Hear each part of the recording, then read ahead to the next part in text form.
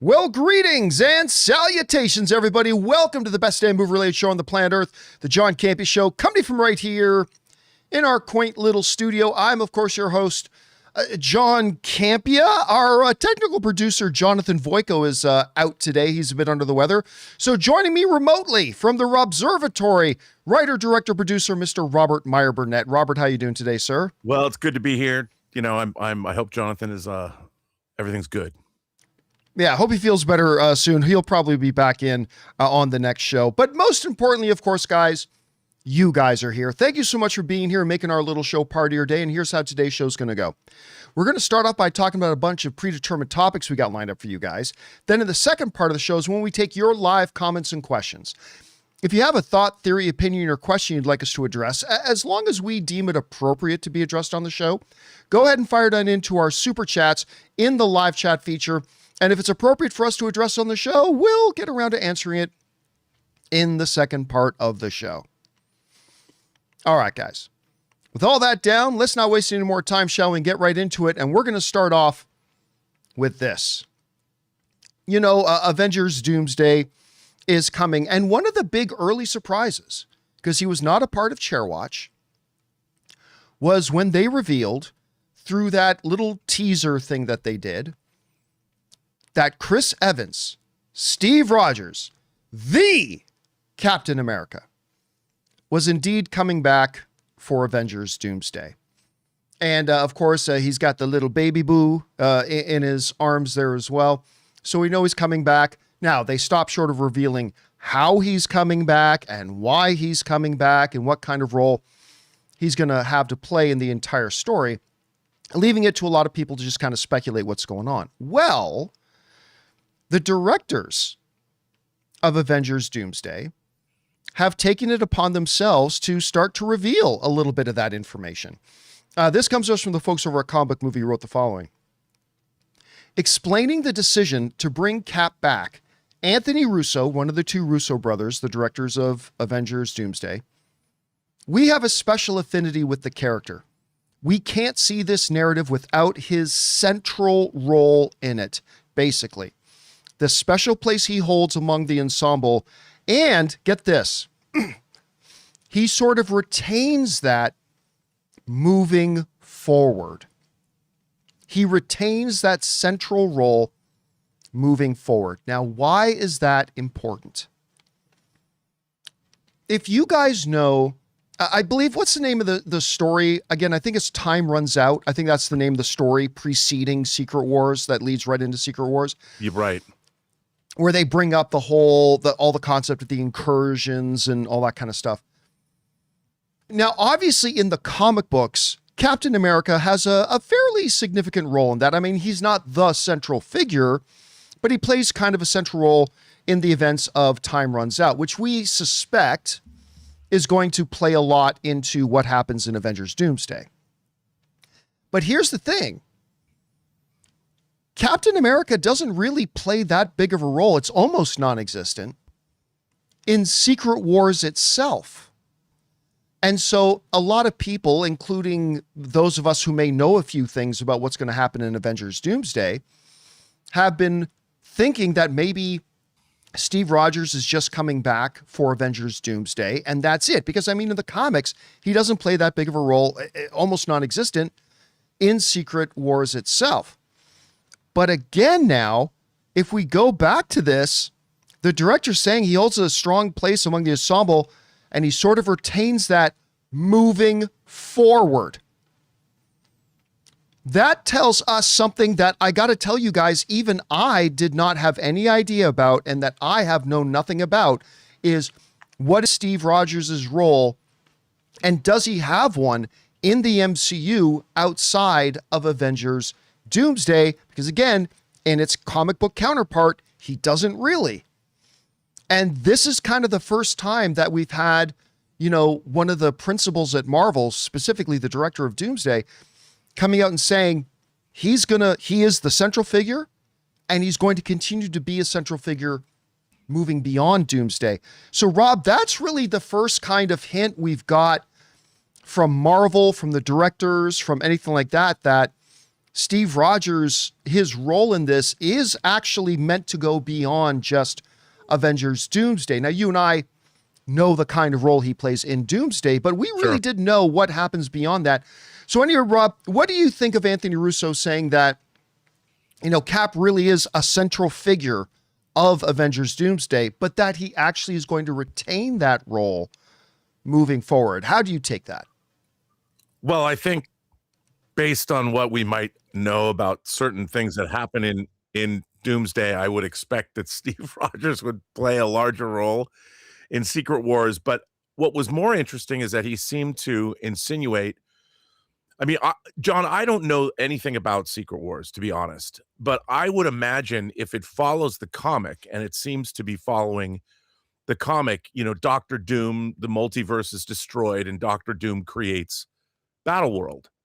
And Battleworld is a mishmash of different realms that are controlled by heroes that we know that are very different. And then after it's over, there's one universe. So it's an in-universe way for the entire MCU to reset. So I'm curious, moving forward, what's great for the MCU is it kind of gives them an opportunity. Obviously, they can rebuild the X-Men, however they're going to do that. They can rebuild the Avengers, but they can keep our legacy characters in whatever incarnation that they are going to be kept. And I think they can do a lot of interesting things with them.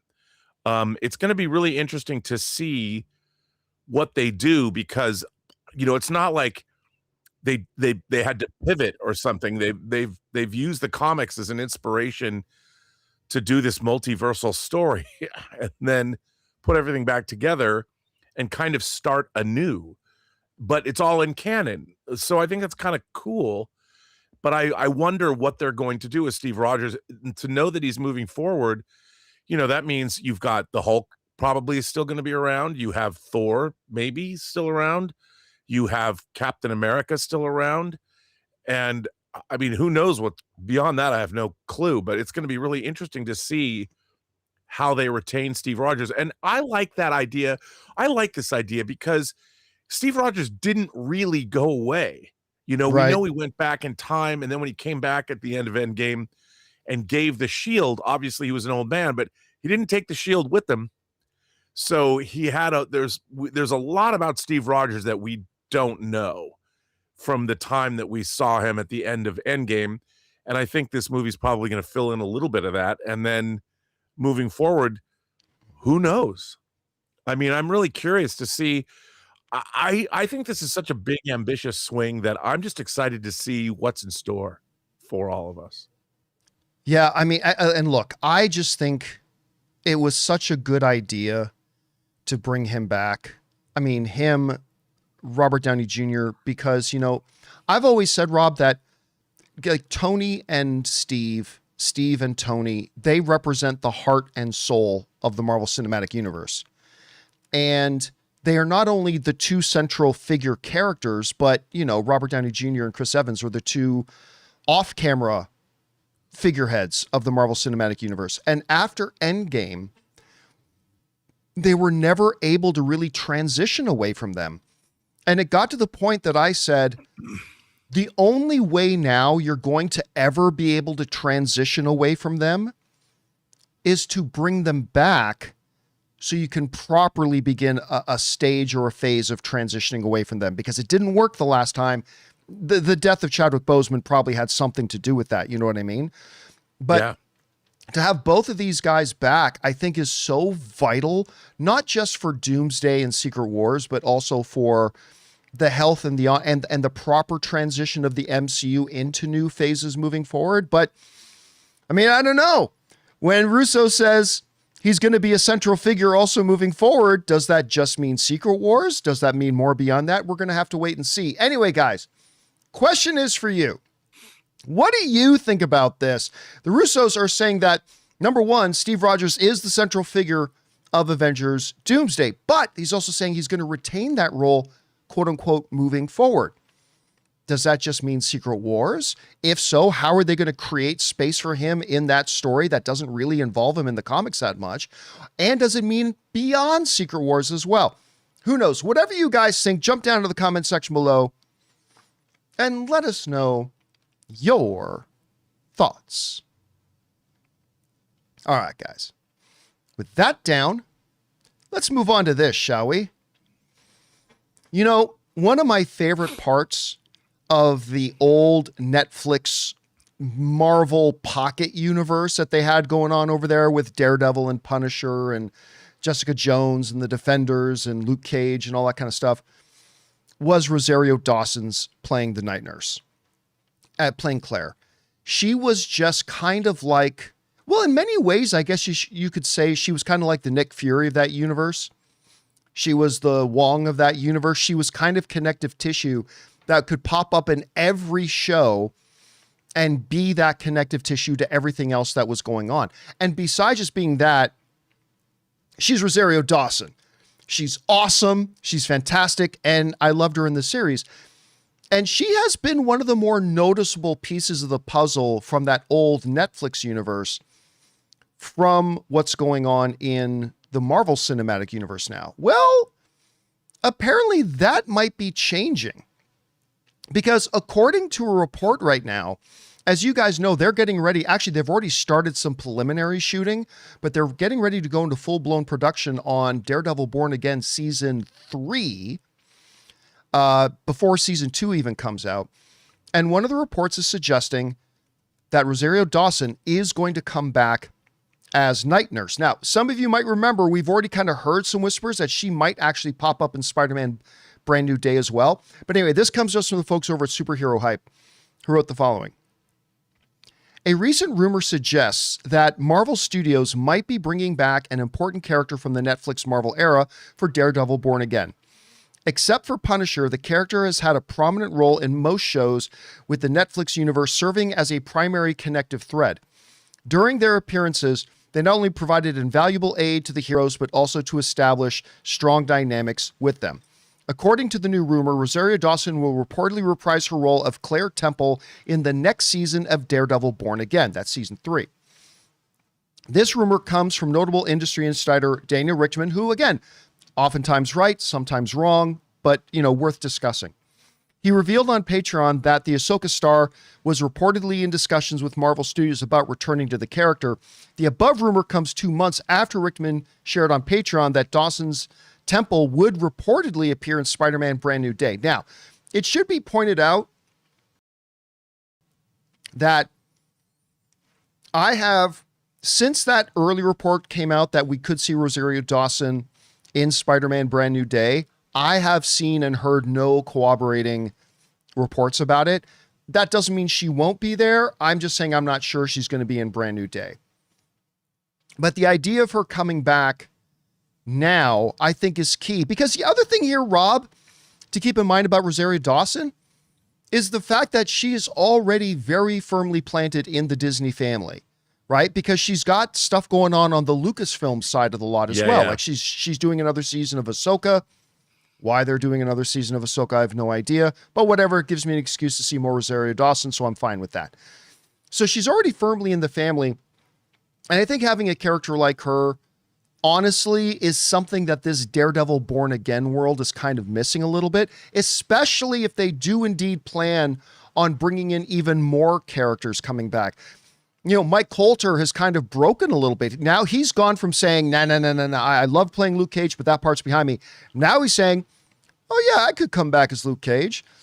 We already know that Jessica Jones is back. And listen, dude has played Iron Fist, Zippy McCurly Blonde. He's been kind of teasing for almost 2 years that he could be coming back. So, I mean, if you're going to do that, I think having Rosario Dawson's character there becomes even more important. I want to see Wing come back more than any of the other characters. Anyway, Rob, you hear this story. Does it make sense to you? Do you think it would be the right move to bring this character back? And do you believe the report? First of all, I love Rosario Dawson as an actress and as a screen presence. So, as far as I'm concerned, anything she's in, I mean, I don't know if Ahsoka has served her well, but I think that she's great. I love her. And bringing this character back, I liked her position. And I think that I think the MCU, if there's one thing I've learned from Wonder Man, I like seeing other parts of the MCU that isn't necessarily superhero fighting apocalyptic threat to the earth. And I think that she could bridge that gap in a way. And I would love to see her come back. You know, why not? So do I believe it? I mean, like you pointed out, she's in with the Disney family. And if she said, I'd love to come back as this character, people might listen. It wouldn't surprise me to see her come back. And I'd be a fan. Do you think hers is a character? Because, you know, we've heard some talk about that Marvel is going to start to create a little bit of a gap between what's on Disney Plus and what's in the movies, kind of going back to the way that they used to do it before. Do you think you could see, if they do bring her back in Daredevil season 3, and again, let's not forget, there is some whispers that she could end up being in Spider-Man Brand New Day. Right. Although, again, I'm not certain about the validity of that. Do you see her as a character who would just have a really good solid home on the Disney Plus side of things? Or do you think you could see her crossing over into the movie side as well? Well, I understand how they want to keep that gap between the two, but I think it's kind of impossible with the way that the MCU it's, you know, it really has to be thought out. It's the way it was done. And I think that a lot of the time it wasn't thought through, because if you're going to bring a character from a show and put them in the movies, you have to do it in a correct fashion. Like the Marvels, I thought, was too big of a leap to take two characters from two different TV shows and partner them with a character that is coming off $1 billion movie. Yeah, 100%. I thought, that wasn't good. But with a show like Wonder Man, which has already a connection to the films, because you have Slattery, you have Trevor coming back from Iron Man 3, and that's kind of a way to weave the characters in properly. And I think using her in Daredevil season 3, and look, we've seen Daredevil, you know, he was in, Matt Murdock was in Brand New Day, No Way Home, and it was a great little moment. And it didn't overshadow anything, and no one batted an eye going, oh, he's a TV character coming into a movie. It worked really, really well. And I think it's all how it's handled. But I don't have a problem with the characters transitioning. It's the way it's done. It needs to be done carefully, and it can't be done too forcefully. You've got to do it with care and consideration. But this character lends itself as a bridge character. So I think maybe it could work, but I do believe she could probably easily come back in Daredevil. But here's hoping. Spider-Man, I don't know. I'd love to see any excuse to get more Rosario Dawson is always good for me. Anyway, guys, question is for you. What do you think about this? The report's going around that Rosario Dawson will come back as Claire in Daredevil season 3. And lest you forget, there's also still those lingering rumors that she might show up in Spider-Man Brand New Day, although I haven't been able to confirm that with anybody, but still, who knows? Whatever you guys think about it, jump down to the comment section below and let us know your thoughts. All right, guys. With that down, let's move on to this. You know, every once in a while, a television show just comes out and like almost overnight sort of captures the pop cultural consciousness of everybody and gets everybody talking about it. Severance was one of those shows. Like right from coming out of the gate, everybody was kind of talking about it. And it's been proved to be a really big hit for Apple TV. Now, pardon me. That being said, it also took them 17 years to get season 2 out. 3 years, but still far too long. And it had some production difficulty and it had some financial difficulty as well. And all of that has led to what apparently is Apple's solution, which is Apple has now just bought the series away from its production company, which I believe was called Fifth Season. That was the name of the production company, and Apple was just licensing Severance. Well, according to a story now, Apple has straight up bought the IP and they now own the show and they will be responsible for the production of it. This comes to us from the folks over at Deadline, who write the following. For the first 2 seasons, 5th season had been shouldering costs while looking to scale their business under new owner CJENM is the name of the company, juggling multiple big budget productions, including the Jason Momoa epic Chief of War, also for Apple TV. Spending escalated in season 2, which started production in October of 2022 and wrapped in April of 2024. It racked up a budget overages brought upon by months of COVID protocols, which were phased out in May of 2023, an 8.5-month shutdown due to the Hollywood writer strikes, as well as reported writers' room friction, as well as a slew of script changes that resulted in scrap pre-built locations and reshoots. Now, here's where the nitty-gritty gets into it. Severance films in New York, where it gets tax credits, though there have been payment delays. While costs were going up and season 2 was taking longer, borrowing became more expensive because the interest rate for borrowing went from just 1% to 5.5% to 6%, making it harder to carry the cost for up to 36 months, especially for a smaller company like 5th season. The gap between seasons 1 and 2, especially when tax rebates are not coming in quickly enough. Listen, to put that in perspective for you guys, this was a show that cost close to $200 million for the season, right? Not quite 200, but in that neighborhood.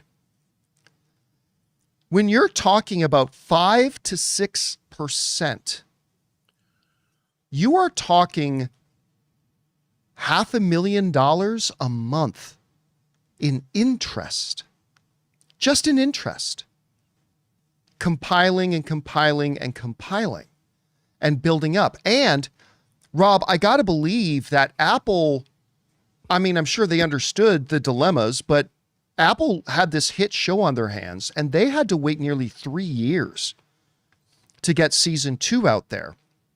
So when you're talking about a company that was really struggling to keep up, to stay afloat, to keep the finances flowing, and to keep production running, it just seemed to make sense that Apple would step in and go, look, we can handle it because we're Apple.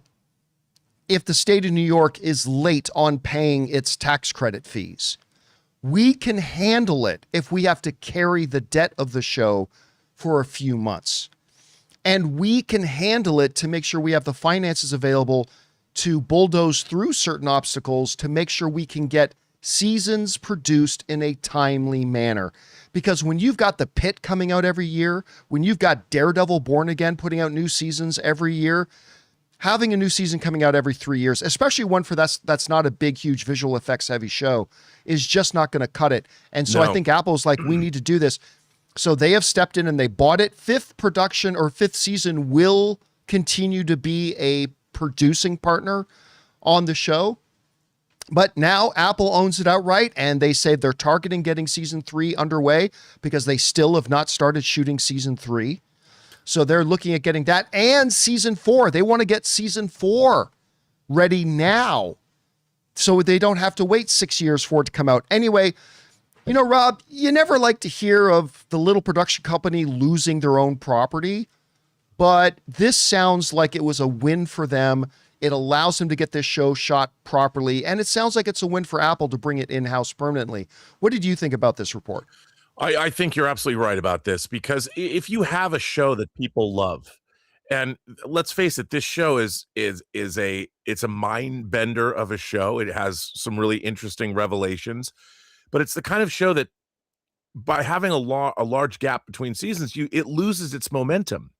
What made it the very thing that made it a zeitgeist show, you got to keep the iron to the fire, or irons in the fire, because people forget. And this is a show that really should be, it has a momentum that you don't want to curtail, and it has been curtailed. And if those problems, if it really was a production problem like they're saying, and I don't doubt that it was, I think it's a great thing that Apple has done, because obviously they can get a writer's room going, they can plan seasons in advance. I mean, with these hit shows, they it's almost like they treat them as movie sequels. It'll be like, yeah, we'll get to it. but it's a show. And there is we have been trained since the dawn of television to expect a new season of a show if it's returning and it leaves you on a cliffhanger. I mean, this is to be expected. It's part of the deal that they're making with you. That if you like a show and you get into it, we're going to make another show. And to wait another 3 years kind of defeats the whole purpose. So I think that Apple can sort of, because they don't worry about the money, they can do what they need to do to supercharge this and go, okay, we're going to commit to 5 seasons. So we want the writer's room to continue going while we make these shows. And I think it's a win-win for everybody. I would expect more people. I mean, I hope the same thing happens with For All Mankind, that Apple keeps making more, but I think it's great for the show and it's great for the fans of the show. And it's great for the production company that was having problems, that was struggling. I mean, that's what happens. Somebody comes in with cash and they help you out and you have to you give to get. So I think it's a win-win, like you said, for everybody. And listen, it hasn't just been a popular show. It's No, been dude.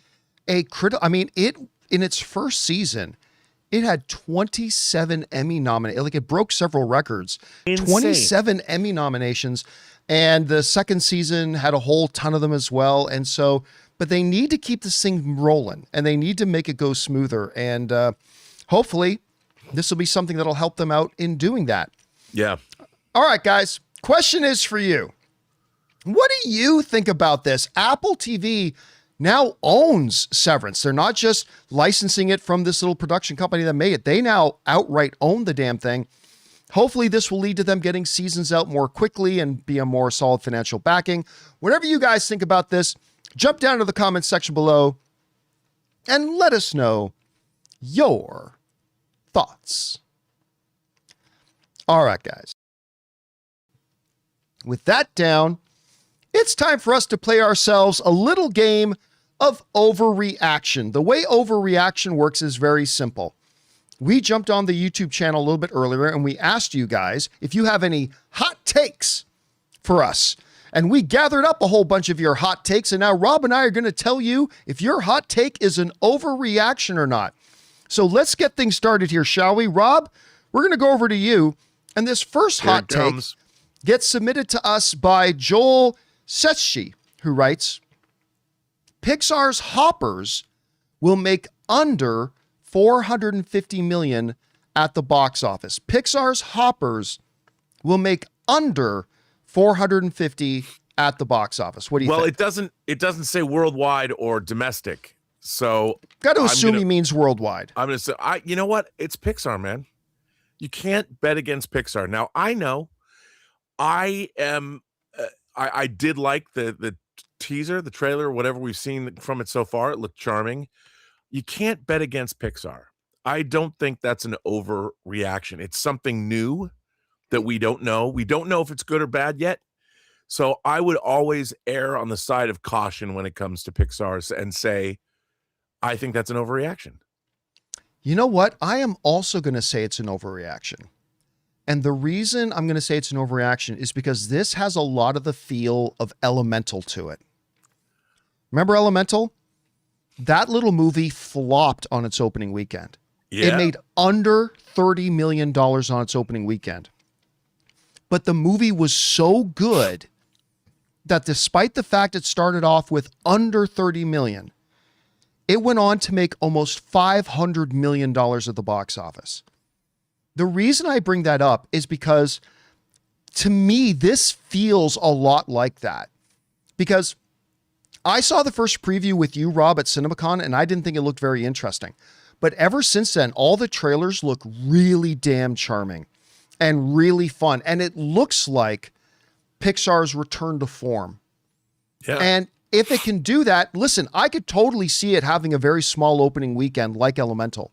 Like 30 million, 40 million, 50 million. I can see it having a really small opening weekend, but I also see it maybe having the legs that Elemental did. So I'm going to say, saying Hoppers is going to have under 450.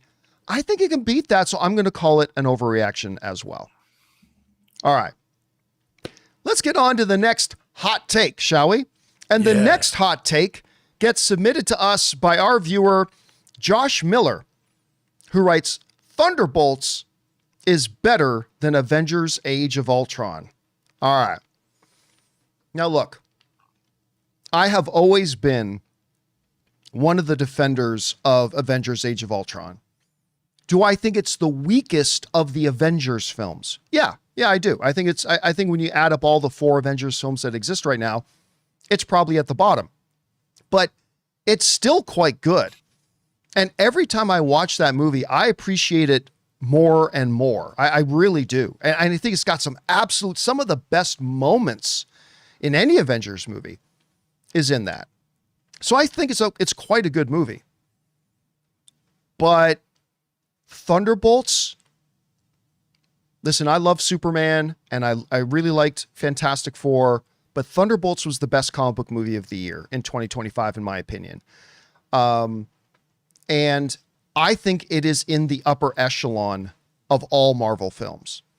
I'll put in the top 7 for me. I'll put Thunderbolts in the top 7. I just thought that movie over-delivered. I thought its character work was fantastic. I thought it had way more emotional pull than most Marvel films do, and I absolutely adored it. So I'm going to say, Rob, that it is not an overreaction to say that Thunderbolts, as much as I like Age of Ultron, I don't think it's an overreaction to say Thunderbolts is a better film than Age of Ultron. Anyway, Rob, I know you are a fellow appreciator of Avengers Age of Ultron as I am. What do you think? Is this an overreaction or not? I think it's an overreaction. Look, I think of all the MCU movies, I think Age of Ultron is the one that has grown in stature the most over the years because it had a tough act to follow. I mean, the first Avengers movie was one of those great moments in cinema where you can't believe what you're watching. And I don't think the first Avengers movie is a perfect movie, but to see those characters together and to see them take on Loki and the Chitauri invasion of New York, and it was just, we have a Hulk, puny god, there's so much in that movie that's great. But Age of Ultron has played such a foundational role in what happened in the MCU moving forward. There's some wonderful things. Scarlet Witch and Quicksilver were introduced. The Vision was introduced, and we're going to see more of the Vision later this year. We're going to see more of Ultron as well. The Sokovia Accords were spun out of what happened in the climax of that film. And I really loved Ultron as a villain. So I think that Age of Ultron, you can't say that Thunderbolts is a better movie than Age of Ultron.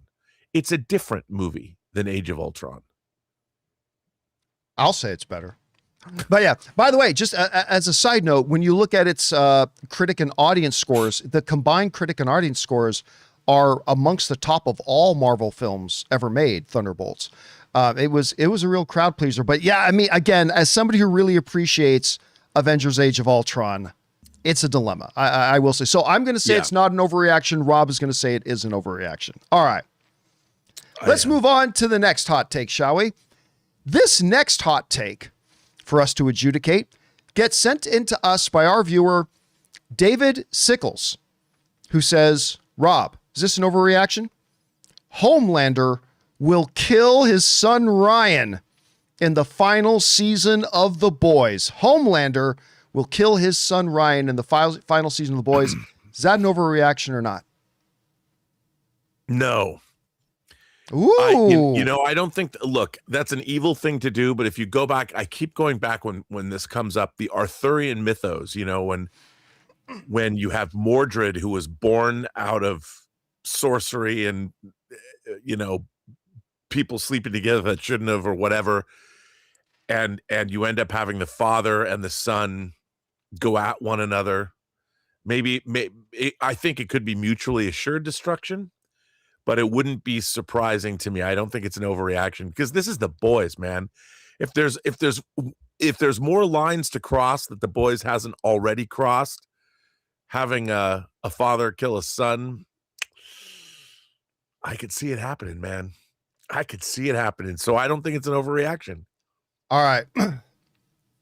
I agree that The Boys is absolutely the kind of show that would have the testicular fortitude to do something like Homelander killing his own kid. I totally agree. However, I think it is far more likely, because remember, this is the final season. I think it is far more likely that Ryan is going to kill Homelander, or at least be one of the primary participants of the downfall of Homelander. Now, it ain't going to end the way it ends in the comics, because they've already deviated way too much from the comics, which is a good thing, because I actually think the show is better than the comics. You can't say that very often. No. But yeah, man, I think it's going to be the fruition of the plan. And I think ultimately, whether it's a combination of, Butcher and Ryan and Starlight and the girl from Gen V, whose name is eluding me right now, the Bloodbender, and maybe even Soldier Boy. I don't know if it's going to be a combination or Ryan does the killing blow, whatever. I personally think it's going to be far more likely that Ryan kills Homelander. So for this one, I'm going to say that's an overreaction. All right. Let's get on to our next big hot take that gets submitted to us by our viewer, Spencer, who writes, Mandalorian and Grogu will be the worst rated Star Wars movie ever and will permanently damage the Star Wars brand. Mandalorian and Grogu will be the worst rated Star Wars movie ever and permanently damage the Star Wars brand. All right.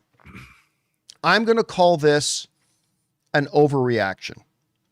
Now, as to the first part, that this could be the worst rated, critically rated Star Wars movie, could be, if we don't count that abysmal abortion of a Star Wars The Clone Wars animated movie. Take that out of it. We're talking live action.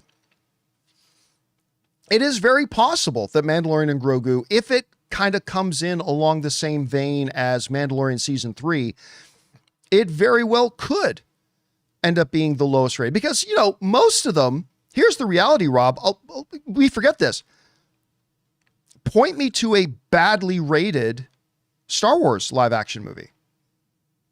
I mean, even the horrible abomination that is known as the Rise of Skywalker. I hate that film. But I mean, Mandalorian and Grogu could end up being the worst rated. But here's why I'm going to call what your statement says as an overreaction. Because you end it by saying it's going to permanently damage the Star Wars brand. Guys, here's the bottom line. Mandalorian and Grogu is not an important enough movie to cause permanent damage to the Star Wars brand. It's not. It's just not. Even if Mandalorian and Grogu, and remember, John Favreau is still making this thing, so it is not by any stretch of the imagination a guarantee that this isn't going to be great. But let's say, for argument's sake, let's say it's absolutely the worst Star Wars movie ever made. Okay. I really don't think it's going to be much of a bump. I really don't, because it's the Mandalorian and Grogu. It's not Star Wars Episode 10. It's not, Star Wars, The Return of Luke Skywalker. It's a de facto fourth season of a Disney Plus series that not everybody watches. So even if this show is totally abysmal, and it may not be, but even if it is, it'll do permanent. It's just simply not important enough of a movie that no matter how good it is, it ain't going to save Star Wars. No matter how bad it is, it's not going to permanently damage it. So, Rob, I'm going to say that this statement is an overreaction. What say you? I think so too. I mean, look, here's one thing that people still do like the Mandalorian and Grogu. I mean, maybe the Baby Yoda craze has died down a bit, but I mean, the movie will probably be entertaining. I can't imagine. It is, John Favreau did direct it after all. And I think that while I was not impressed at all with the third season of Mandalorian, he's got a pretty good track record making entertaining feature films. So I would say that, look, while the marketing hasn't been great, I still think the movie will at least be serviceable, and probably it's going to be fun. So I don't think it's going to, I mean, The Rise of Skywalker is so abysmal. You have a long way to go before you're going to reach those levels of awfulness. So I can't go with that. I think it's an overreaction. All right. Let's now move on to our fifth hot take And this fifth hot take gets submitted into us by our viewer, Aranamashma, I'm sure I'm mispronouncing that, who writes, Spider-Man Noir is going to have a critical and audience reception on par with HBO's The Penguin. Rob, is it an overreaction to say Spider-Man Noir is going to have a critical and audience reception on par with The Penguin? Yeah, you're high. I'm just saying that is a wild overreaction. Look, I have to say, I quite enjoyed the trailer, which we will talk about here in just a little bit. Surprising, but you can't. I mean, The Penguin was like top tier television, top tier streaming. The what they were trying to do in that show represented some of the best of the medium in terms of that kind of genre storytelling. And I just don't think, and especially looking at the trailer, Spider Noir is not trying to do the same thing as The Penguin. So I don't think they're going to be reviewed in the same way. But that doesn't mean that one is better or necessarily, it's just, again, it's different. But I think it's aiming, The Penguin was aiming much higher than what Spider Noir is trying to do. So I think that by definition, it's better. And this is an overreaction. Yeah, this is a huge overreaction. Now, again, I'm looking forward to seeing this show, and we are going to talk about the trailer here in just a few minutes. And I thought the trailer was quite good, but we'll get to that. But dude, I mean, The Penguin, it literally got nominated for Best Drama Series at the Emmys. Yeah, dude, come on. It won tons of global awards for acting and writing and all this kind of stuff. It is the absolute pinnacle of peak television. I mean, I think we were all expecting Penguin to be pretty good, but I mean, it blew every expectation away that we possibly had. To say that Spider-Man Noir, as stylized as it is going to come anywhere close to that level? Number one, I think you're doing a disservice to Spider-Man Noir and you're putting unrealistic expectations on it. Yes. So I think you're actually hurting the show by saying that. So yeah, listen, could it surprise us? Absolutely could surprise us, but it would be a hell of a surprise. So I'm going to say saying it's going to be on the same critical level as The Penguin? Nah, man, that's got to be classified as a big overreaction. All right. And that'll lead us into our final big hot take. And this final big hot take gets sent into us by our viewer, Alidbro, who writes, James Gunn will become a more successful studio head than Kevin Feige given enough time. James Gunn will become a more successful studio head than Kevin Feige given enough time. All right.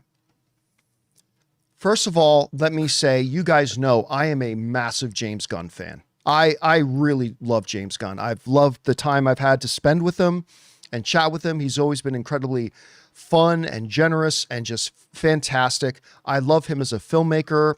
I can't think of a single one of his movies that I don't absolutely adore, going all the way back to films like Slither and even before that. But guys, you're on a special kind of mushroom if you think James Gunn or anybody, Rob, I'll say this, not just James Gunn, anybody is going to have the record that Kevin Feige's had. How many billion-dollar films has he made? A dozen? I want to say a dozen. I haven't done the count. I don't know, Rob, maybe you can do the count, but I think it's somewhere around a dozen mark. He's had films nominated for Best Picture, actors nominated for awards. Listen, it's not just James Gunn. There is never going to be another studio head that's going to put out a franchise of films with the level of success that Kevin Feige's done with Marvel. James John, Gunn, 11 it's 11 MCU movies. 11 MCU movies, and we're about to hit 12. Yeah. Hell, by the end of the year, we might have 13. By the end of next year, it's going to be 14. So look, James Gunn has already done a hell of a job. and he will continue to do a great job as he resurrects the burnt ashes of the failed DCEU into something that's actually crowd-pleasing and successful. He's already doing it. He will continue to do it. But it is folly, my friends. Folly to think that Gunn or anybody is ever going to replicate what Kevin Feige has done here. It's just not going to happen. Anyway, Rob, I'm saying this is a big overreaction. What say you? I think it's a huge overreaction. And it's like Kevin Feige isn't just a great producer. When I say the greatest, I'm talking in terms of money, in terms of doing one thing well. He's never, I mean, I shouldn't say he's never going to be surpassed, but I would say probably he never will be, because movies themselves are in a different, they hold a different place in our culture. And I don't know if anyone will ever be able to reach those highs again.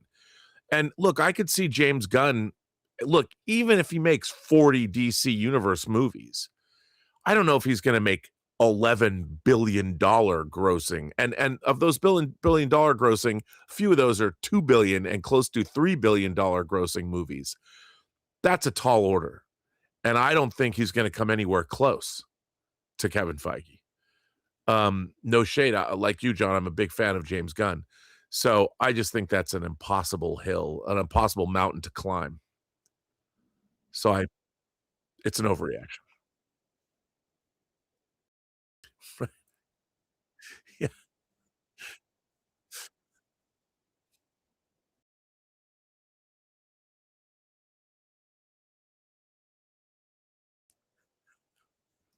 Huge. He's going to do great. He's going to do well. You're going to have big success. They're already having big success. But like I said, let's get $1 billion film under his belt before we start saying he's going to have 13, 14, or 15 of them. Anyway, and guys, that will wrap up today's installment of Overreaction. Thank you to everybody who sent in your hot takes. Keep your eyes open on the YouTube channel for when we put out our next call for submission of your hot takes, and maybe you'll see your hot take featured on the next Overreaction. All right, guys. With that down, let's move on to this, shall we? You know, it's almost impossible to believe, but Deadpool came out 10 years ago today. 10 years ago today, the first Deadpool movie came out. And much like the first X-Men movie, completely changed the future for comic book films, because that was the film. It wasn't Blade. I mean, just listen to the Hollywood producers talk about it. It was that X-Men movie that made all the Hollywood studios look at it and go, oh, comic book movies can be this. They can be big, family-friendly, viable hits. And it changed the future of comic book movies. Deadpool, celebrating now 10 years. And it's not just an incredibly successful franchise on its own, which is, you know, in 3 films made close to $3 billion. But Deadpool itself, much like that first X-Men film, was an absolute game changer for the way that Hollywood studios looked at and perceived what R-rated comic book material could do. Had there been R-rated comic book stuff prior to Deadpool? Yes, but to unbelievably huge results of failure, with the odd little win here and there. But for the most part, it was just an abysmal track record. And Deadpool kind of changed that. The folks over at Screen Rant actually sum it up really well when they write the following. Remember the context here. Fox released its Marvel Comics movie Deadpool on February 12th, 2016. When this movie came out, it had been 8 years since Punisher Warzone hit theater. By the way, shout out to Punisher Warzone. I really like that film. I know it totally flopped, but I really like that movie. I had a lot of fun with it. Anyway, It had been 8 years since Punisher Warzone had come out in theaters, and it was a massive commercial flop. The movie had a $35 million budget, and while that is low for a comic book movie, it only made $10.1 million worldwide. Deserved better. That was a fun movie. The thought at the time was that R-rated comic book movies were box office poison.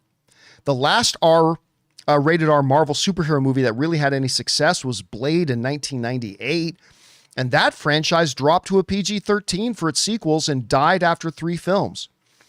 When Fox released its comic book movies, the studio even stuck with safer ratings. X-Men, Fantastic Four, and Daredevil all stuck PG-13 ratings. That was the safe spot, as even with the movies that had bad reviews, the film still received decent box office takes. However, there was an outlier. In 2010, a Marvel Comics property called Kick-Ass was released, although it was published under Icon imprint and didn't really make all that much money. I mean, in the grand scheme of things, for its budget, it really did. I love Kick-Ass. Oh my God, I love Kick-Ass so much. But here's the thing, and it goes on, and you hear a lot of the producers talk about it. Today, I remember Seth Rogen, Rob, talking about there wouldn't be Invincible today. Yeah, you had the graphic novels. Well, yeah, I mean, but you wouldn't have Invincible today had it not been for what Deadpool did. We wouldn't have The Boys today had it not been for the success of Deadpool. We would not have a number of the R-rated comic book projects that they're doing had it not been for Deadpool. And, you know, it was so bad that Fox even turned Ryan Reynolds down. They said no, to the point where he finally admitted last year that he leaked his own Deadpool concept piece that got the fans on board and everybody came in. And this is one of those things, every once in a while, Rob, you can get these big, fantastic films, and that's great. But now and again, you get a film that was really great, but also actually kind of changed the direction the industry went in a bit. And Deadpool was definitely one of those films when you look at the history of it, what came before it and then what came after it, and what producers say they were then suddenly comfortable making now that Deadpool had come out. And then, of course, the other year, Deadpool and Wolverine comes out, its 3rd film, its most successful of the franchise, the most successful Marvel film in ages, making over $1.3 billion. So anyway, Rob, we're sitting here on the 10th anniversary of when that first Deadpool movie came out. What do you think about when you think about the franchise, and reflect a little bit on like the impact that it had on the genre as a whole? Well, one of the things that I think is really apparent about the first Deadpool, a movie that I really love because it works on multiple levels. It's a great superhero movie. It's a great comedy. It's a great romance, and it's a great action film. And it is born out of passion in the sense that Ryan Reynolds really the prime mover behind this. I love when there's that clip on, I don't know which talk show it's on, when maybe it's Graham Norton, when he basically admits that, yeah, I leaked the test footage. And the fact that Ryan Reynolds, you know, coming off of X-Men Origins Wolverine, where we first saw that botched version of Deadpool that Ryan Reynolds also played, that he was willing to come back. He liked the character so much and basically will this movie into existence. It's truly born of his passion. And then to get a director like Tim Miller, who really hadn't had his breakthrough, he'd shown that he'd done some really incredible superhero work on the Justice League, the Injustice game, that long teaser he'd done, and he's a very talented VFX artist. The combination of the two, because Tim Miller really wanted to prove himself and did some really innovative things, visual effects wise, and they didn't try and overreach. You know, it's a contained. I mean, it was a $65 million movie, but it's a fairly contained film, and the script is terrific as well. And I think it's a perfect example of a great piece of popular entertainment that was born from artistic passion and by people that really knew what they were doing. And I think that's when you can't ask for anything better. And a studio allowing these people to cook without interfering. And there's probably all kinds of people that were second guessing this kind of thing, because if it wasn't for Deadpool's success, would we have got Logan? And another R-rated 100%. We would never have gotten Logan. No, I mean, they talked about that explicitly. Like that movie we never would have gotten Logan if it wasn't for Deadpool. Yeah, and I think it shows what an IP is capable of when it's being made by people who are doing it out of passion, as opposed to a studio just deeming, well, we're gonna exploit this IP further, and we're gonna hire this person and that person. You can do that, but then you don't have the results you get with the Deadpool. And plus, I mean, I think it's fairly limited budget comparatively speaking to other. Yeah. I think part of that was they understood how much money they had, and they crafted a film around a budget in an effective manner. I think that it represents IP filmmaking at its best all around. So well done. Yeah, as we sit here on, again, hard to believe, the 10th anniversary of that movie coming out. It's still one of my favorite films. We all have these films, Rob, where films that we have that we love to show to people who had never seen it. Deadpool is one of my favorites of those. To sit down with somebody who had never seen it and show it to them for the first time. It's still one of my favorites. Anyway, guys, question is for you. What do you think about this?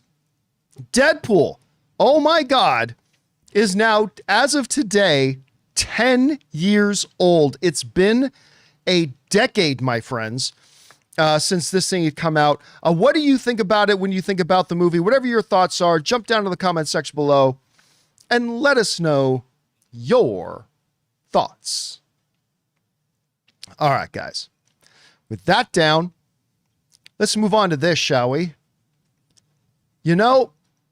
It was with some level of surprise when they made the announcement that they were going to be doing, that Amazon was going to be doing a Spider-Man Noir series based on the Nicolas Cage animated character from Spider-Man Into the Spider-Verse. Now, I love the character, especially in Into the Spider-Verse. It's such a great character. I like all the characters, and it was so great. One of the best animated movies of all time, in my opinion. I love that film so much. But I have to admit, when they said they were going to be doing a live action Spider-Man Noir, I kind of scratched my head a bit and I thought, okay, I'm down. But how is this thing going to turn out? Well, today we finally get our first real look at how it might indeed turn out, as it's being reported, and it's now out there. The first Spider-Man Noir trailer has dropped. 2 versions, one in black and white and one in color.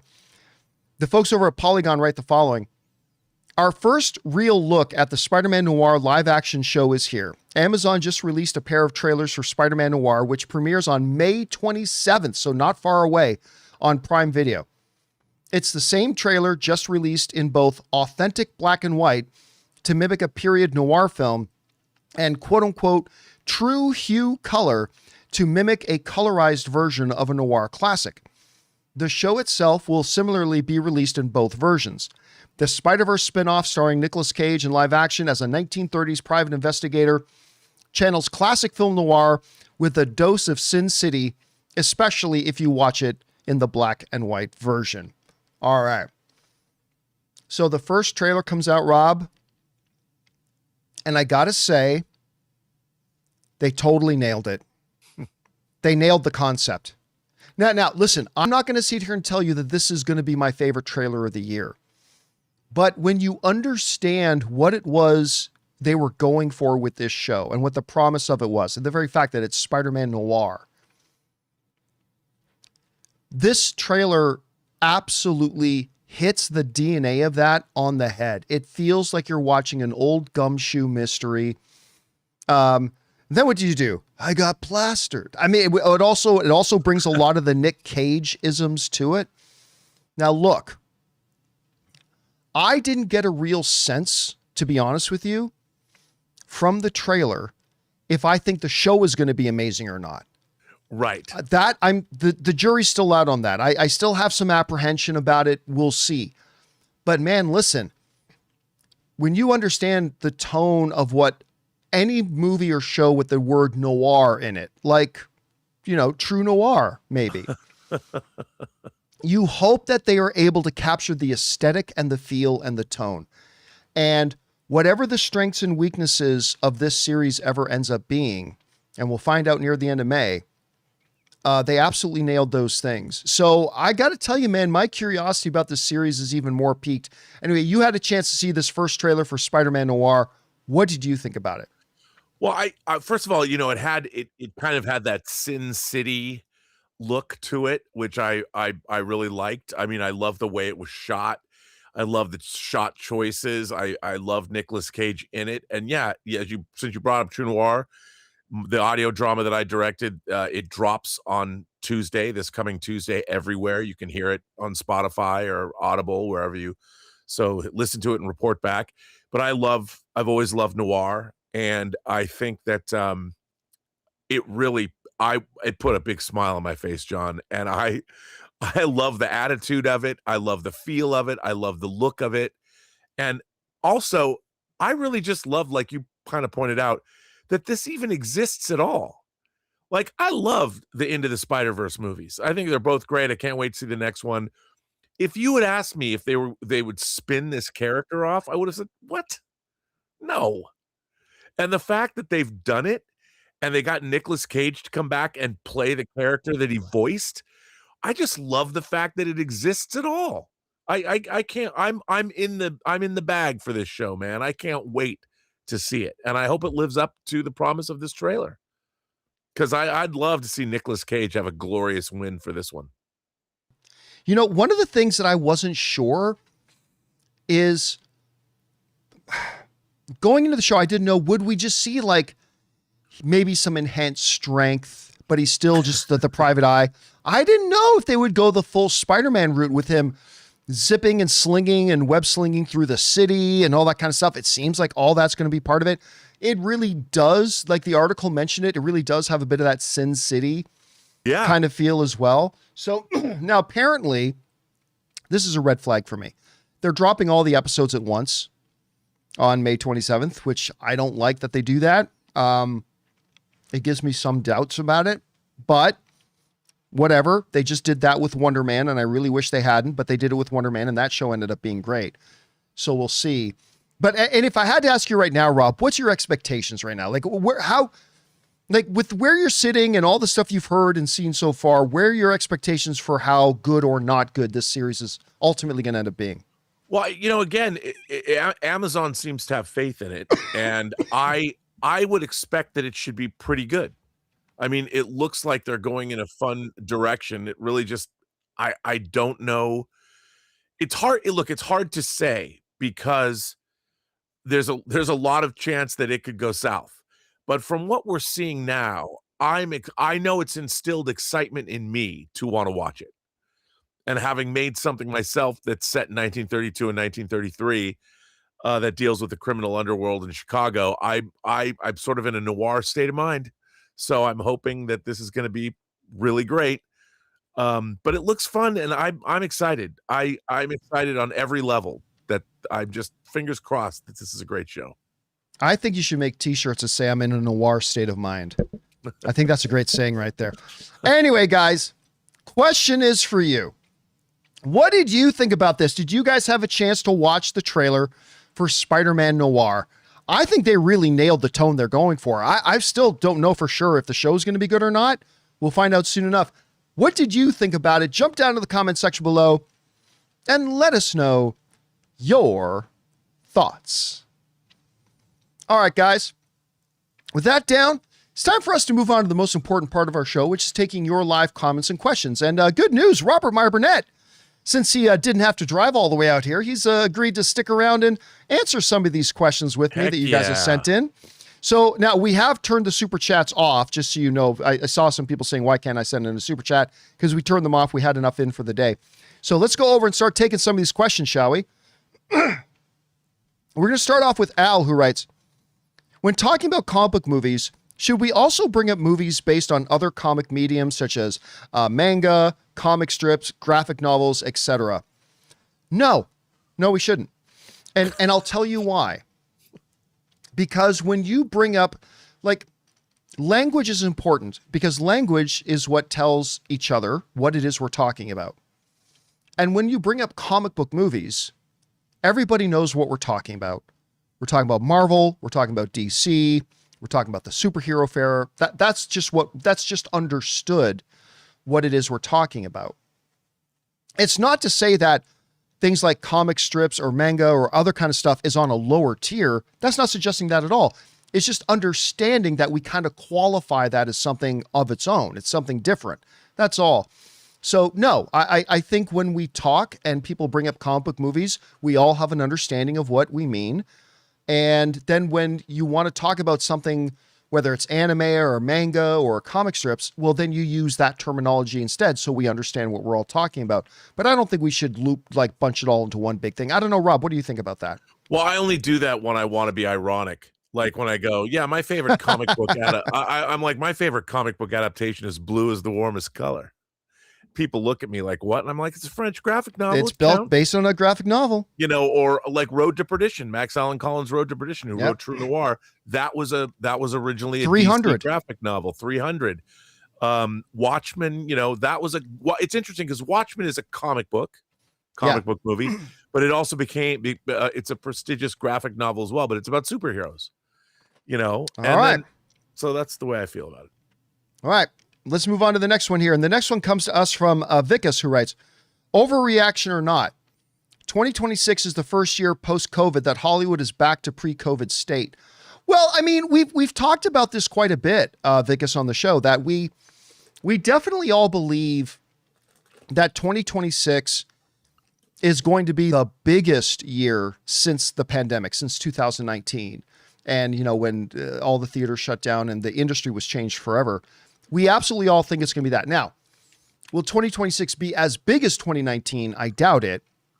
But yeah, I think we all kind of have the sense, we've talked about a lot on the show, that we do think that 2026 will mark a big return for movie theaters. Now, whether it can sustain that going into 2027, we'll see. But yeah, we all are expecting 2026 to be a pretty big year. All right. Next up, Jose writes, John, have you ever watched Chad Powers? Only the original YouTube short video. Rob, did you ever see the Chad Powers short video that Eli Manning did? Yeah, I saw that. That was hilarious, but I never actually saw the show. Did you see the show? I have not watched the show either. Neither have I. Which is weird because I love the original gag that it's based on. And I love Running Man. What's his name? Glenn Powell. Yeah. I really like Glenn Powell, and I've heard the show is good, but I've never gotten around to watching it. I should at some point though, Rob. I really should. All right. Ralph writes, for me personally, the biggest Oscar snub is Frank Darabont not getting nominated for Best Director for Shawshank. Rob, yesterday we were talking about some of the biggest Oscar snubs. I mentioned the Phantom Menace not winning Best Visual Effects, which every visual effects artist I know on the planet will say, yeah, it absolutely should have won. The two biggest ones for me, Ben Affleck winning Best Director for every award show in the world, including the Directors Guild, and yet didn't get nominated for Best Director at the Oscars, despite the fact that his movie Argo won Best Picture. Yep. And Toni Collette not getting nominated for Hereditary, when going into the nominations, I thought she should have won Best Actress for Hereditary, and she never even got nominated. Those are the biggest ones for me, but he's pointing out Frank Darabont for Shawshank, I think one of the top 5 greatest films ever made in the history of mankind. What do you think about that? I completely agree. That movie is unbelievably well directed. Frank knocked that one out of the park, and that was his first theatrical feature coming off of a movie he made called Woman in the Room. You go back and Roger Deakins shot that movie. It is spectacular. The performances are amazing. How you cannot nominate him? I mean, look, that movie should have won. I thought it should have won Best Picture. It had a lot of competition, obviously, but the proof's in the pudding. I mean, everyone cites it as one of their favorite movies, and rightfully so. It's an incredible work, and the fact that he wasn't nominated is definitely one of the biggest Oscar snubs ever.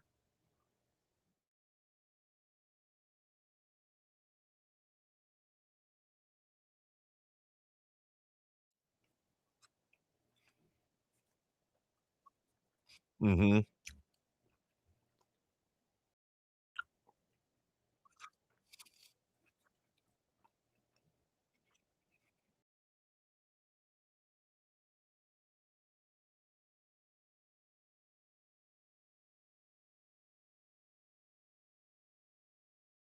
Oh, my mic got me. Sorry about that. Post Brand New Day, will you guys rank Multiverse Saga? Also, think Brand New Day trailer with Project Hail Mary, as it's also an Amy Pascal Pictures and Sony International. No. Look, the reality is, Rob, we don't live in an era anymore where trailers drop with movies. It just doesn't happen anymore. When it does, it's very, very, very rare. Like, oh, we're going to drop this special thing only with Avatar when they put the special Steve Rogers thing out, even though they leaked it online already. So it just really doesn't happen anymore. The Spider-Man Brand New Day trailer will drop online on YouTube before it appears anywhere else. Will that coincide with the timing of Project Hail Mary? Maybe. I kind of think it's going to come out before that, but it's not going to drop with the movie. It'll drop like a week before it or something like that. It'll drop online first. I don't know. Do you got a sense as to when we might get this Brand New Day trailer, Rob? I don't, but I mean, look, obviously they do target, they want certain trailers with movies they think are going to be big, and I think Project Hail Mary is going to be a big movie, but that's an Amazon MGM movie. So it has no real ties to, well, I believe Sony's the distributor of it. I think Sony's distributor. I think because Amazon MGM, this is their has their own distribution arm. You're right. I was under the assumption that Sony was distributing it, but I might be wrong about that. Yeah, because you've got Mercy was the first of 2026. Today we see Crime 101 as their second movie, and Project Hail Mary. So they've had a movie in January, February, and now March. So it's a big deal. But I think that people want to, they want movies. If it's a big movie weekend, you get trailers that do drop on big movie weekends because they want the most audience to see those trailers. But for the most part, as you know, it's really the internet where trailers are seen the most. I mean, you rack up millions and millions of views overnight. So it's not nearly as important to put trailers in theaters in front of certain movies as it is to get them out on the internet. So you're absolutely correct. By the way, update. The Project Hail Mary is being distributed in the United States and Canada by MGM and is being distributed in all the rest of the international markets by Sony Pictures. So that's why I had Sony in my head. That doesn't take away from your point, though. I think your point is still absolutely correct. That frequently happens that you get North American distribution by one company, and it makes sense because Amazon probably isn't equipped to distribute internationally yet. That will come later. And I bet that's been true. I wonder if that's been true of all their movies this year, but that's because they just have made this commitment to theatrical. But yeah, I mean the online. But when are we going to see the trailer? I would suspect fairly quickly because the movie comes out in July. So we're 6 months away. So I would imagine that, if they're going to lead up, you're going to get your teaser, your trailer 1 and I'm going to say 2. Before the end of February. I think we're going to get it before the end of February. Yeah, I think that's a good bet. All right, let's keep going here. Next up, we've got Aiden, who writes, Howdy, Gio. I don't think this question will give any spoilery insight into Doomsday, but after reading the script, does different mask, same task make more sense to you now? No, not really. I mean, listen, when Robert Downey Jr. said that on stage to have a big catchphrase. I mean, that's really it. I mean, it means about as much to the story as you imagined it would. I mean, it was a pretty straightforward thing. It wasn't all that cryptic. But I wouldn't say Yeah, I wouldn't say it really goes much beyond that, Rob. I don't. Do you agree with me? I agree. I don't think it really goes. I mean, it's like you said, it's a funny catchphrase. All right. So let's keep things going here. Next up is Guzman, who writes, Buongiorno, Gio. And Jonathan, if present. Jonathan's not here. Did y'all finally watch Rental Family and Eternity, both wonderful mid-budget movies from last year? Did finally get caught up on both of those. I didn't like Rental Family as much as I thought I would, because I thought it was going to be like a top 2 film of the year for me. Now, don't misinterpret me. I quite enjoyed it. And Brendan Fraser was fantastic, and I quite liked it. I just didn't, it's not going to be one of the films that I look back on 2025 and think that was truly one of the best films of the year, as like I was kind of expecting it to be, but it's still a very good movie. Eternity was also, I would say Eternity was actually better than I thought it would be, because I did not love the previews for it, but I still thought, Elizabeth Olsen and everything, it was really quite good. Did you have a chance to watch either of these films, Rob? Yeah, Rental Family, I liked. I didn't like you. I didn't love it, but it was what I expected it was going to be. I liked it though. But Eternity, I haven't seen, and I'm dying to see it. I just haven't got around to it yet. All right. Next up, we've got Vicus again, who writes, does Doomsday address the old Cap plot hole? I'm not going to answer that. At the end of Endgame, P.S. New York City better start importing adamantium and vibranium for their structures in the MCU. Obviously, that is not a question that we're going to answer. Pasha writes, wow, I don't remember when we had 4 major movies released on the same day. I'm going for good luck. Have fun, don't die tonight. What about John and Jonathan? Well, I know Rob is going to go see a double feature of Crime 101 and Wuthering Heights. Yeah, and then tomorrow we have tickets to see Cold Storage and Good Luck, Have Fun, Don't Die. Yeah, listen, it is not uncommon for 4 wide release films to come out on the same day.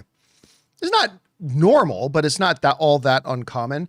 And a couple of them, but always a couple of them are smaller releases like Good Luck, Have Fun, Don't Die, that sort of thing. But yeah, so you're going to go see that doubleheader tonight. Ann and I are going to go see Crime 101 and then probably get caught up on Wuthering Heights sometime over the weekend. So that's what we're going to do. All right. Next up, Vicus writes, Gran Turismo, video game movie or not? Thanks. You know what, Rob? I'm going to say Gran Turismo is not a video game movie. It is because it's a true story. Yeah, it's inspired by a video game. Yeah, the true story itself is obviously the video game had something to do with the true story aspect of it. Yeah. But it's like this. Did you ever see the documentary Kong, A Fistful of Quarters? Yes. Okay, one of the best documentaries ever, I think. Yeah. But Donkey Kong, A Fistful of Quarters is not a video game movie.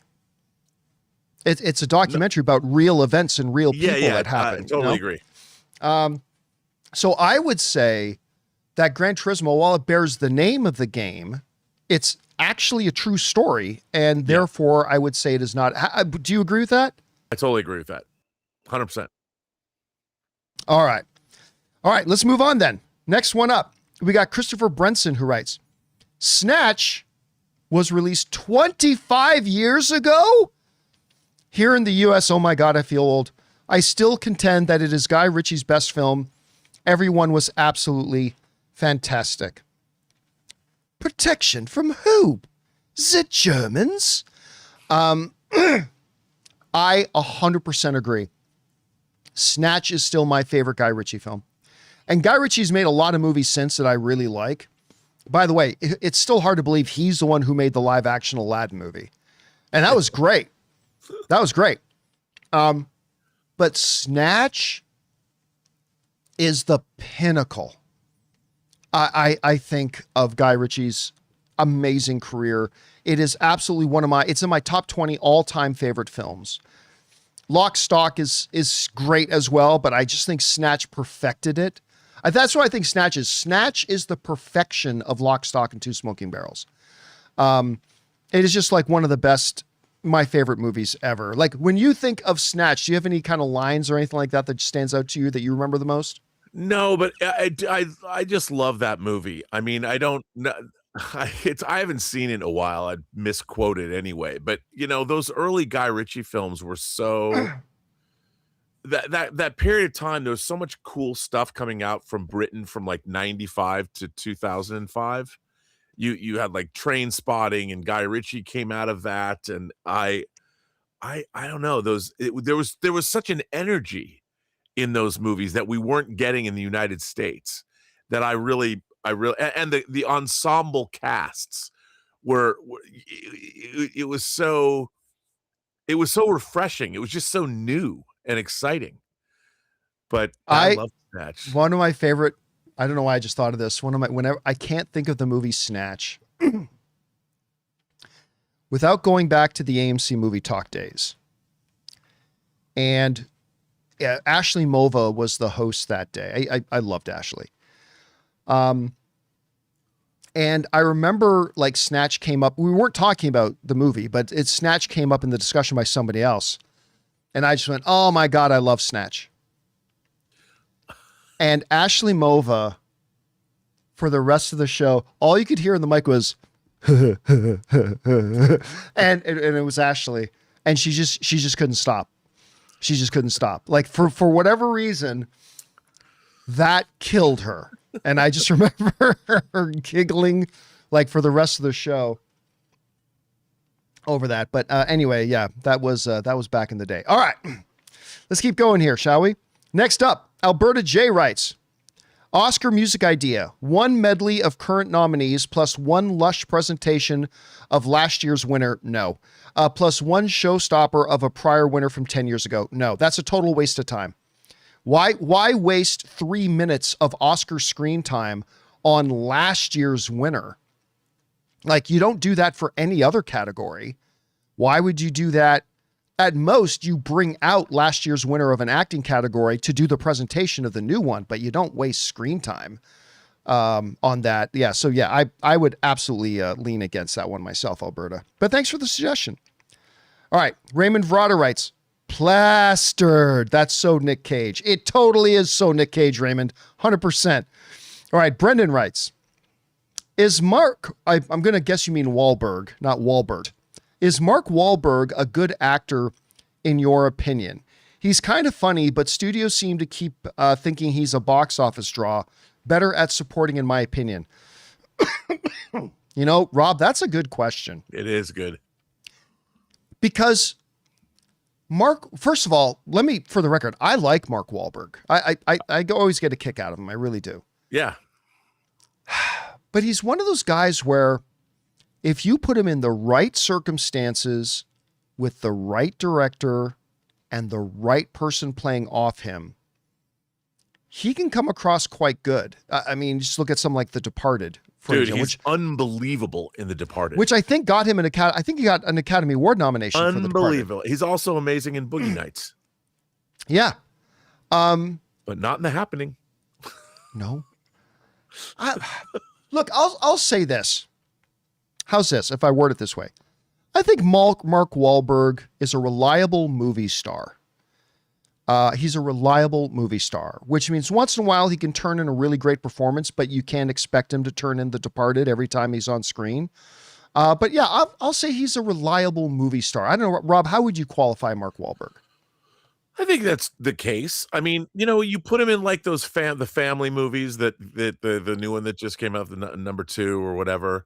I think he's great, in those kinds of movies, or when he's paired up with Will Ferrell or something, and he's great. He is, but I don't see him doing a movie like Born on the 4th of July, like Tom Cruise did when he played. Yeah, and maybe don't put him in another Transformers movie. Yeah, maybe. Maybe stay away from putting him in another Transformers movie. I mean, he's kind of like your salt of the earth guy. He's your blue collar working man. I believe him as an ex-spy.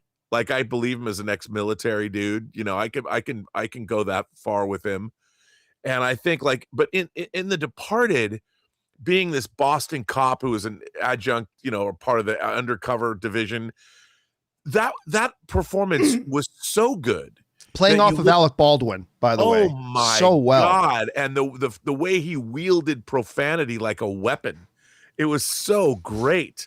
And I'm like, that's what you want to use that for. And I think sometimes Mark Wahlberg has just been misused and miscast. Yeah, I think that's fair to say. All right.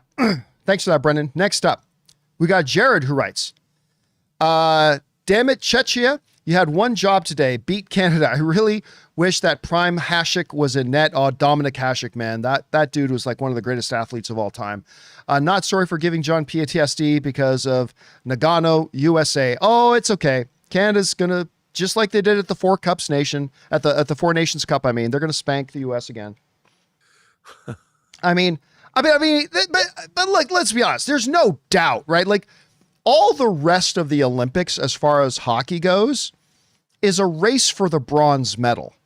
Like everybody understands this. The entire Olympic hockey field is a race for the bronze medal because everybody knows it's going to come down to Canada and the US again, right? Like that's a foregone conclusion.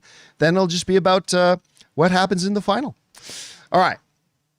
Next up, Seconds from Disaster writes, do you think RDJ as Dr. Doom will be as good, not as good, or better than his performance as Stark in any one movie, not his whole overall arc? I'm going to say no. And Rob, the reason I'm going to say no is simply because he had 38 films to evolve that Tony Stark character. I actually remember sitting down with him one time, and I can't remember if it was for Civil War or if it was for something else. But I sat down with Robert one time and I asked him about, that this Tony Stark that we're seeing in this movie at this time, while clearly Tony, he's a different Tony now. And I asked him to talk about the evolution. And one of the things that he said to me was about, one of the best things about playing Tony Stark was that he's had this ability to not just kind of create who the character was, but to grow and change along with him. That the events that happen to him in every Iron Man and Avengers movie make an impact on who he is as a person. And you see that reflected in future movies. A great example of that, Rob, is in Civil War when, listen, the Tony Stark in Iron Man 1 would not agree with the man. But in Civil War, he's like, he's right. We've been doing all this stuff and we've screwed everything up and blah. And yet he's still Tony because he's got all that hubris to make Ultron. But it's because of that, I think Robert Downey Jr. is going to give us an amazing Doom. But him playing Tony, he did it so many times that he had a chance to evolve and deepen and enrich that character so much that I think it would be unrealistic to think he's just going to come right out of the gate with that kind of depth with the character that he's playing for the first time. I don't know, Rob, what do you think? I agree. Look, I agree with you. I think that we're going to see a performance that's going to be unique. People forget the guy's an incredible world-class actor. And if you go back into it, he played Charlie Chaplin for Richard Attenborough. And I just watched a video where he was talking about how he wanted to make the movie a little different and get more into Chaplin's earlier life. And he rewrote the script for Richard Attenborough. It's a really funny story, but the guy's a world-class actor. He's been on screen for more than 40 years now. And I think he's going to deliver an incredible performance. One for the ages. And it's hard to look. I think Marvel gave itself sort of an insurmountable, I don't call it challenge in casting Robert Downey Jr. as Doom. It immediately forced us, the audience, to ask, now, wait a minute. Is this because it's a multiversal story, is this a variant of Tony Stark? Or is Dr. Doom not related to Tony Stark at all? Because you've decided to put the actor there. They made this problem for themselves. And I'll tell you, I don't know the answer to this. And I'm going to be curious to see how they address it. But I think Tony Stark and Dr. Doom are going to be two very different very different performances. And I think that Robert Downey Jr. is going to do something really special with the Doom character, I would imagine, because that's just who he is. All right, let's move on here. TK Games writes, theory, Thanos dies badly in every universe because Loki is writing his story this way, so he always suffers. Loki saw his future in Infinity War. I think you're misunderstanding Loki at the end of Loki season 2. Like, Loki, in the end of season 2, he's holding the multiple realities together, but he's not God in the sense that he controls everybody in those timelines. Like, he takes away everybody's autonomy and he actually writes what happens to everybody. That's not what they were implying. Like, Loki was not, he became the god of stories, but he did not become God. So I don't hate your theory, but no, it's that's just simply not the case. What he would do is, if he was controlling all that, he would just go in and write it so Thanos never turned bad. Right? So yeah, I don't think that's the way they're going to go with it. All right. Next up, we've got Gary, who writes, what if Avengers Doomsday is sort of an Avengers Forever? In that case, Steve has a major role.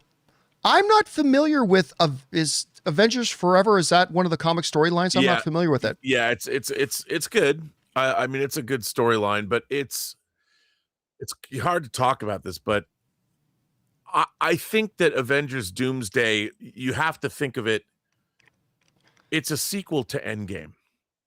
That's what I've told people, that it really is a sequel to Endgame, and especially in terms of Steve Rogers.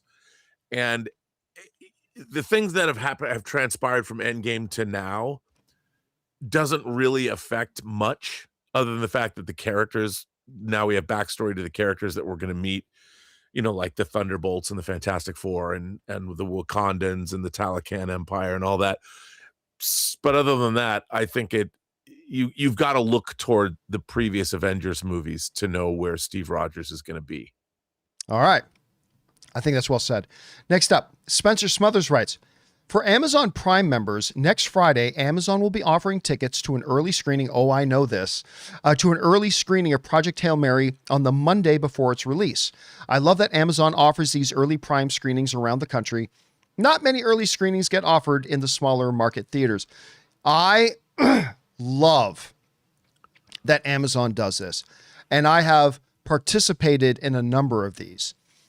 Where, hey, if you're an Amazon Prime member, you can buy tickets to like a 3-day or a 4-day or sometimes a 5-day early screening of a movie. And Rob, they're doing it for Project Hail Mary.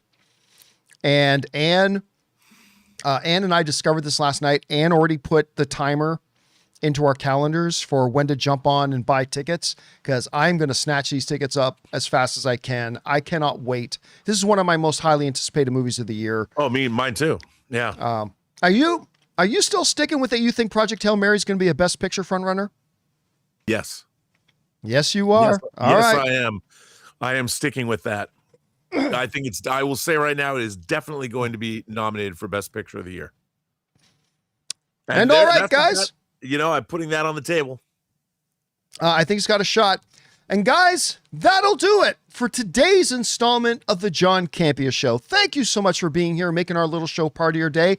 Big special thank you to all you guys who sent in the questions. Number one, because you gave us great fun things to talk about. But number two, you supported this channel as you did it. And all of us involved with the show. Thank you guys so very much for your support. A big thank you, of course, to writer, director, producer, Robert Meyer Burnett. Great job as always, my friend. I look forward to talking to you again tomorrow.